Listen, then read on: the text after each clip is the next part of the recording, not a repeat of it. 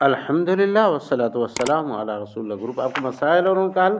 Group में सवाल आयो है ईमान जे मुतालिक़। कुरो ईमान घटे तो वधे तो, तंहिंजे बारे में सवाल आयो है। और पुछे जो मक़सदु ई आहे त ईमान हिकिड़ी ज पोज़ीशन में हुए थो क ईमान कंहिं शख़्स में ओछो थिए थो, उन शख़्स में वधे पण थो, तंहिंजे बारे में सवाल पुछ में आयो आहे। बेशक ईमान घटे थो अने ईमान वधे पण थो। ईमान में कमी ज़्यादती थी सघे थी।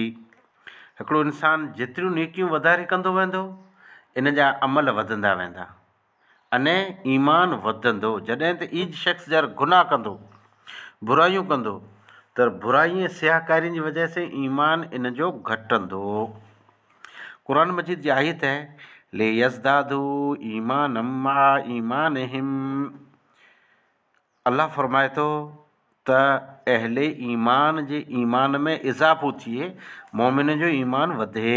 ॿी जगह ते अल्लाह ताला फरमाए व यज़दादल्लज़ीन आमनू ईमानन, ऐं ईमान वारनि जो ईमान वधे।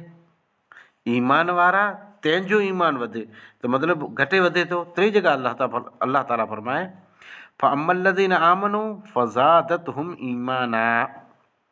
हीअ सूरह तौबा जी आयत है 134, सूरह तौबा जी आयत नंबर 124 रही त ईमान वारे जो ईमान वधे, मतिलबु ईमान घटे थो वधे थो।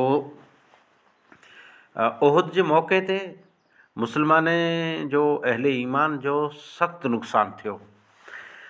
70 सहाबा इकराम शहीद थिया अने मके वारे खे ख़ासि ॿियो की हथु आयो न।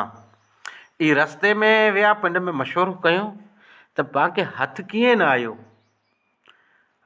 पाण उन्हनि जूं जानी ॻीड़ियूं पर ॿियो हथु न आयो। अहिड़ो पछतावो थियो अहले मक्का खे, कुफ़ार मक्का खे, मुशरिकीन मक्का खे ॾुख थियो।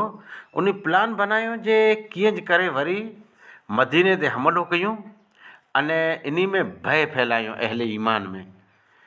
तंहिं करे हिकिड़ी जॻह आहे हमराउल असद करे, हिते थोरी खनि चर्चा थी ऐं अबू सुफियान जेको ख़ासि इन काफ़िले जो कुफ़ार मक्का तरफ़ा सरदार हो, क़ाइद हो, लीडर हो, इन हिकिड़े काफ़िले जे ज़रिए मदीने वारे खे पैगाम हलाए जे तूं मदीने वारे खे चौज जे मके जे मुशरिकीन ज़बरदस्त लश्कर पैदा कयो हुयूं, लश्कर जी तैयारी आहे, मदीने ते हमलो कंदा, मदीने वारे खे तहस नहस करे छॾींदा, ही कंदा हू कंदा, जे औरतें खे लौंडियूं बनाईंदा, बच्चें खे ग़ुलाम बनाईंदा, क़त्ले आम कंदा, अहिड़ी हवा फैलाए।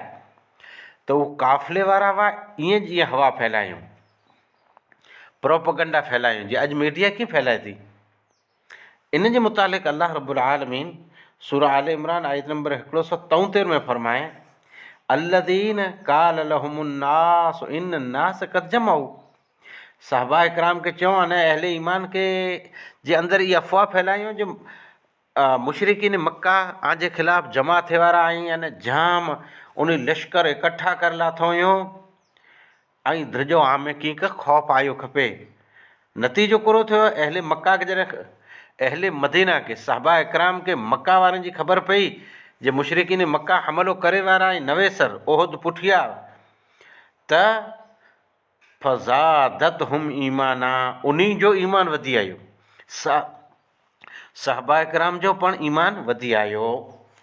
मतिलबु ईमान घटे थो वधे थो। तंहिंजी दलील आप सल्लल्लाहु अलैहि वसल्लम फरमायो, सही बुख़ारी जी रिवायत है त जहन्नम मां उन शख़्स खे कढंदा जंहिं ला इलाहा इल्लल्लाह चयो ऐं दिलि जे अंदरि जव जे दाणे जे बराबरि ख़ैर आहे, पोइ उनखे कढंदा जंहिं ला इलाहा इल्लल्लाह चयो ऐं जंहिंजे दिलि में ॻिवन जे दाणे जे बराबरि ईमान आहे, वरी उनखे कढंदा जंहिं ला इलाहा इल्लल्लाह जो इक़रार कयो ऐं दिलि में ख़ैर आहे ज़र्रे बराबरि। मालूम थियो त ईमान ओछो पण आहे, ईमान वधारे पण आहे। नेकीअ जी वजह सां ईमान वधे थो ऐं बुराई बदकारीअ जी वजह सां ईमान घटे थो। आख़िर दवाना अल्हम्दुलिल्लाहि रब्बिल आलमीन।